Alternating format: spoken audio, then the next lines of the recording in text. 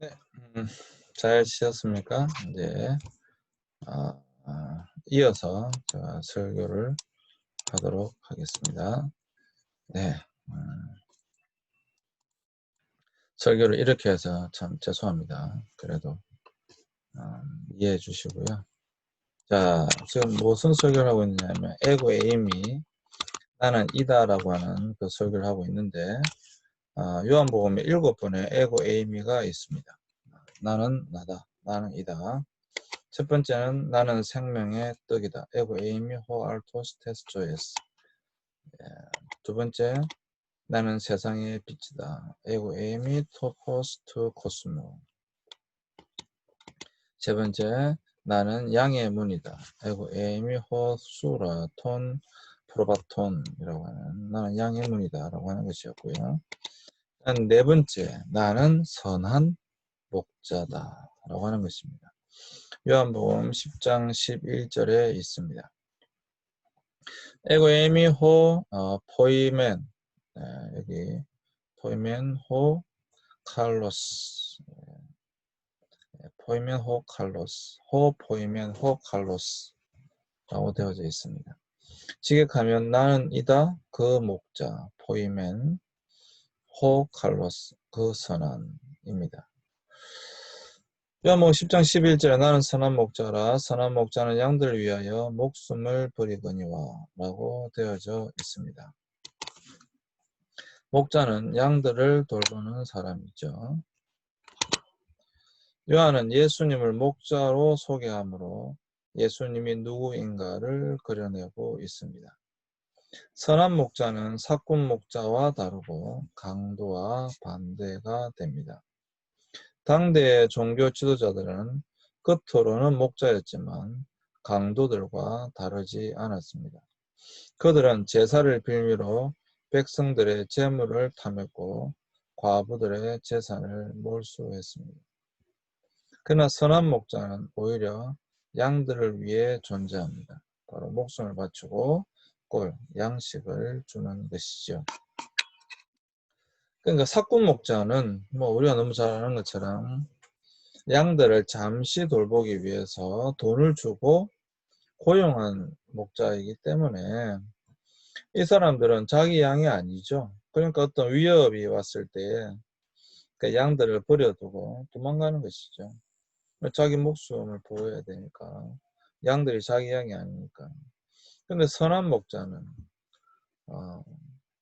그 양들을 위하여 오히려 자신의 목숨까지도 아끼지 아니하고 그 양들을 보호하는 사람입니다. 사실 예수님께서도 베드로에게 내가 정말로 나를 사랑한다고 한다면 베드로야, 내 어린 양을 먹이고 내 양들을 돌보고 내 양들을 먹여라, 이렇게 말씀하셨습니다.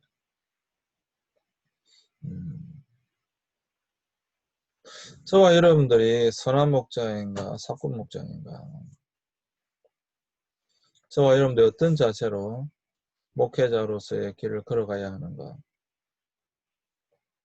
잘 살펴보시길 바랍니다. 여러분, 저와 여러분들은 어떤 자세로 이 목회자의 길을 걸어가야만 할까요?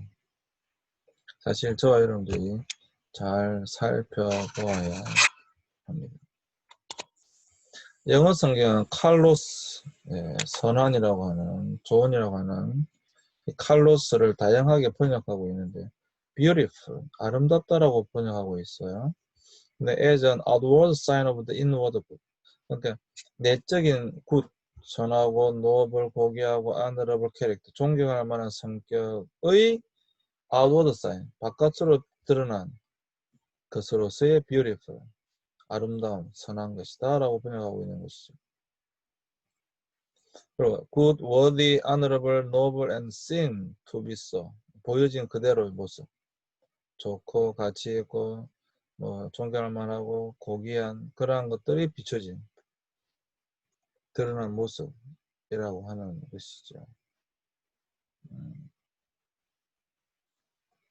그래서 여러분, 이러한 의미를 볼 때 좋은이라고 하는 뜻은 하나님의 말씀과 같은 완전한 상태이거나 흠이 없고 일반적인 어떤 상태보다 월등한 것을 의미한다고 말할 수 있습니다.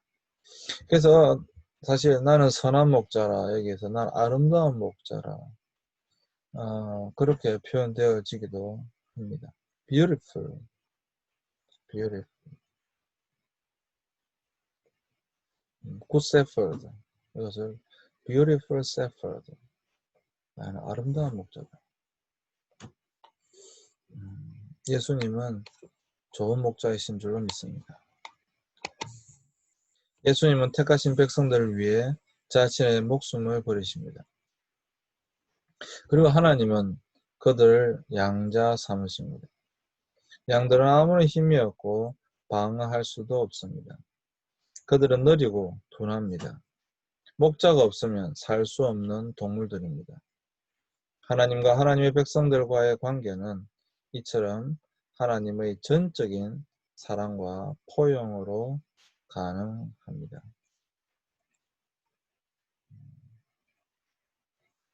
그렇습니다.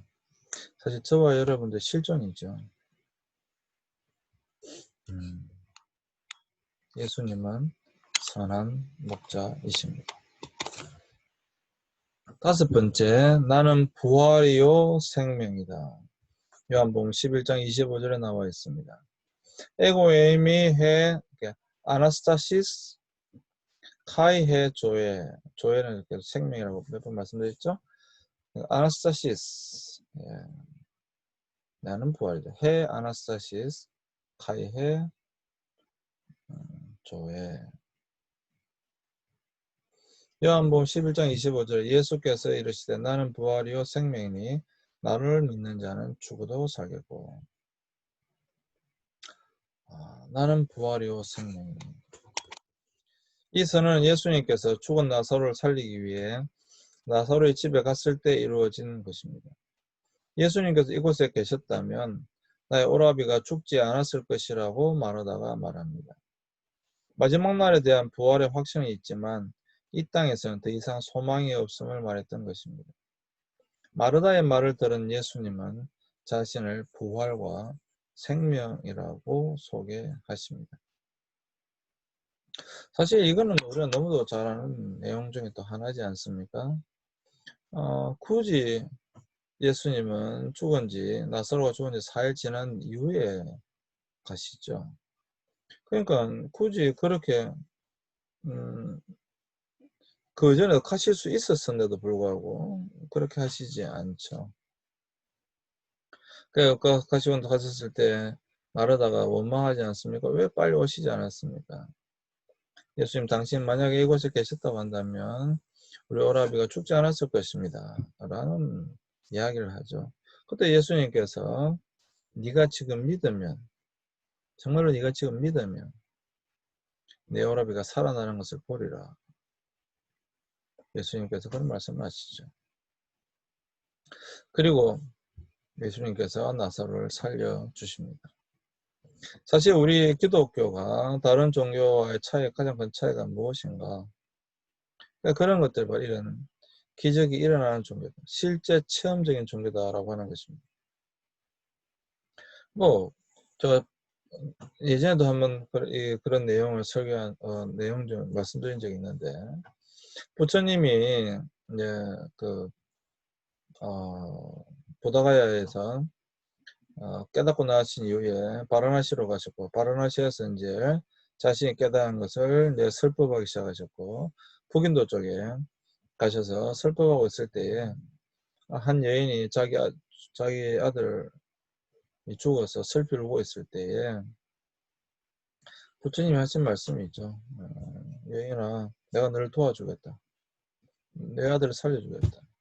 조건이 있는데 네가 사는 마을에 내려가서 100년 동안 죽지 않은 집, 장사 지내지 않은 집이 있으면 그 집에 쌀을 조금씩 얻어다가 7집을 찾아서 얻어다가 그것을 밥을 해서 먹이면 네 아들이 살아날 것이다. 이 여인이 희망을 가지고 자기가 사는 마을에 내려가지 않습니까? 자기가 사는 마을에 다 찾아보잖아요. 그런데 자기가 사는 마을에 여러분 100년 동안 장사 지내지 않은 집이 있겠습니까? 100년 동안 죽지 않은 집이 있겠습니까? 7집이 아니라 단 한 집도 없었겠죠.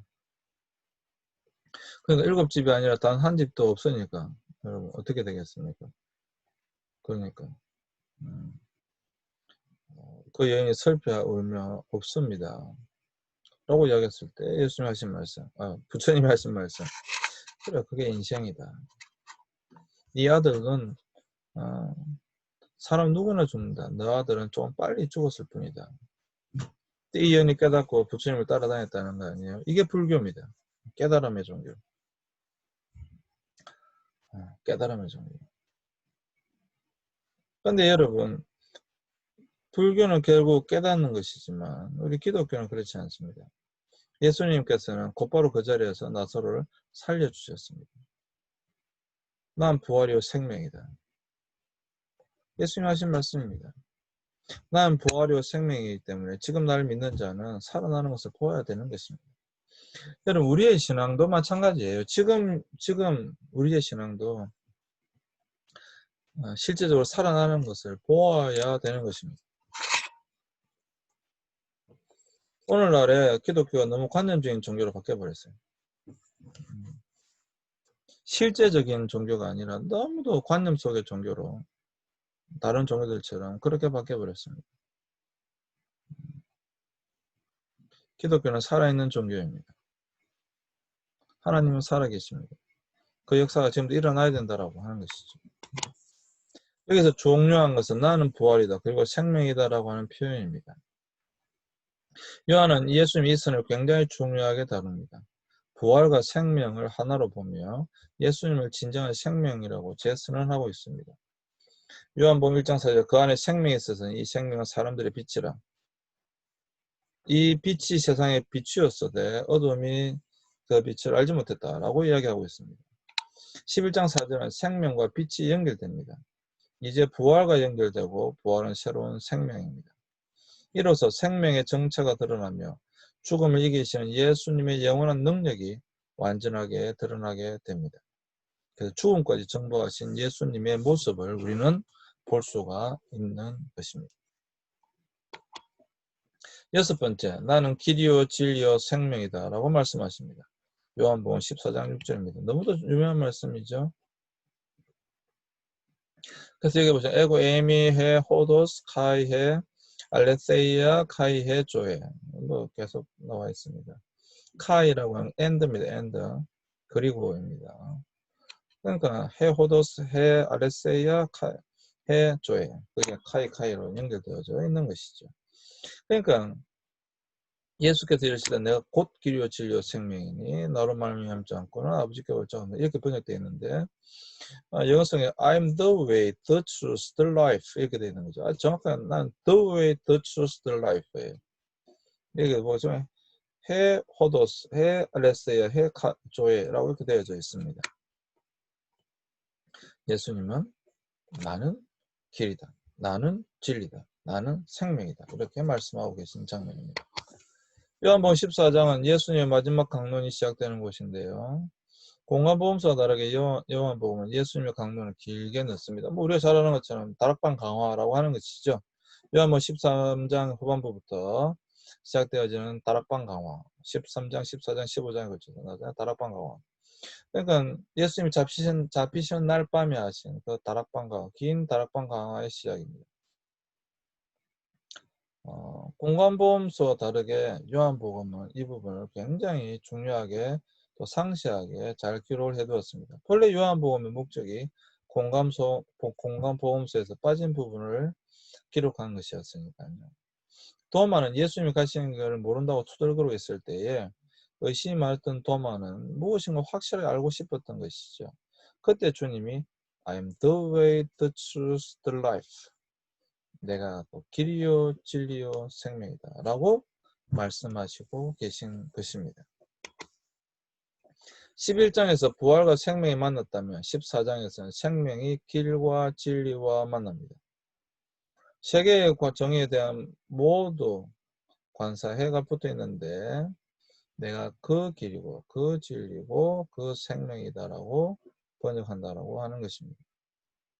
예수님은 여러 개의 길 중에 하나가 아닙니다. 바로 그 길입니다. The way입니다. The way. 길은 곧 진리와 만나고 예수님의 배타성과 진리의 순수성을 강조하고 있습니다. 그 진리는 다시 생명으로 나아갑니다. 7번째 마지막, 나는 참 포도나무다 라고 말씀하고 있습니다. 요한복음 15장 1절 5절에 되어 있습니다. 에고 에이미 해 암펠로스 해 알레시네라고 되어져 있습니다. 알레시네. 요한복음 15장 5절, 나는 포도나무요 너희는 가지라. 그가 내 안에 내가 그 안에 거하면 사람이 열매를 많이 맺나니 나를 떠나서는 너희가 아무것도 할 수 없습니다. 이곳에서는 하나님과 예수님 그리고 성도의 관계를 드러내고 있습니다. 먼저 하나님 아버지는 농부이십니다. 예수님은 농부가 기르는 포도나무입니다. 성도는 무엇일까요? 예수님은 가지라고 말씀하고 계십니다. 성도가 예수님과 연결되어 있다는 점은 매우 중요합니다. 이곳에서 예수님은 하나님이 아니라 사람으로서의 포도나무로 비유되어지고 있습니다. 헬라 원문은 참의 관사가 있어 포도나무와 구분됩니다. 이러한 구분은 하나의 동사를 취함으로 앞선 문장을 설명한다고 할 수가 있습니다. 참이라는 표현은 다른 거짓된 것과 구분되는 것입니다. 요한은 의도적으로 거짓된 포도나무, 즉 하나님과 연결되지 않는 다른 것과 구분하고 차별화시킵니다. 이사야와 예레미야에 나타난 포도나무는 하나님을 실망시키는 돌 포도나무입니다. 그들은 거짓되고 악하며 열매를 맺지 못하거나 빈약합니다. 하나님의 기대를 충족시키지 못한 그릇된 포도나무입니다. 근데 예수님은 나는 참 포도나무다 라고 말씀하고 계십니다. 그리고 나는 참 포도나무요 너희는 가지다. 가지의 역할은 나무에 붙어 있어야 되죠. 그리고 가지의 역할은 결국 그것을 통해서 열매가 맺혀져야 되는 것입니다. 가지가 나무에 붙어 있을 때 열매는 맺혀지게 되는 것이죠. 안에 있다는 표현은 중요한데 가지가 열매를 맺기 위해서는 원 포도나무에 붙어 있어야 하는 것은 당연합니다. 그렇다면 붙어 있다, 안에 있다는 말은 무슨 의미일까요? 계명에 순종하는 삶이며 서로 사랑한다는 것입니다. 열매 없는 가지를 잘라낸다는 말은 종말론적 심판을 상징합니다. 이곳에서 선택된 백성이 버려질 수 있는가에 대한 의문이 들 수 있습니다. 요한은 붙어 있다는 의미는 겉으로 드러난 공동체를 가리키는 것으로 사용합니다. 즉 교회에 있으나 하나님의 진정한 백성이 아니라면 그는 심판의 때에 제해질 것입니다. 그가 진정한 제자인지는 열매가 보정합니다. 결론입니다. 예수님은 생명의 떡이십니다. 예수님은 세상의 빛이십니다. 예수님은 양의 문이십니다. 예수님은 선한 목자입니다. 예수님은 부활이요 생명이십니다. 예수님은 길이요 진리요 생명이십니다. 예수님은 참 포도나무이십니다. 이곳에서 에고 에이미 나는 이다 라고 하는 이 표현 7가지를 통해서 요한복음에 예수님은 자신이 어떠한 분이신지를 저와 여러분들에게 말씀하고 계십니다. 사랑하는 여러분,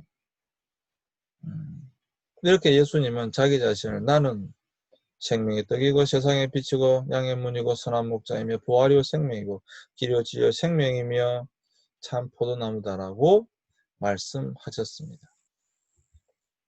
중요한 것은 그때 그렇게 말씀하셨음에도 불구하고 예수님을 따른 사람은 소수였다라고 하는 것입니다. 그리고 끝까지 따른 사람은 더더군다나 적은 무리였다라고 하는 것입니다. 바라기는 저와 여러분들은 이 7가지 예수님의 모습, 예수님의 자기 고백을 우리의 삶 가운데 받아들이고 끝까지 예수님을 따라가는 저와 여러분들의 삶이 되어졌으면 좋겠습니다. 무엇보다도 여러분, 우리의 삶 가운데 저와 여러분들 주의 종으로 부르셨으니 저와 여러분들의 삶 가운데 아름다운 열매가 맺히게 되기를 예수 그리스도의 이름으로 축원합니다. 네, 감사합니다. 오늘 설교는 이것으로 마치도록 하겠습니다.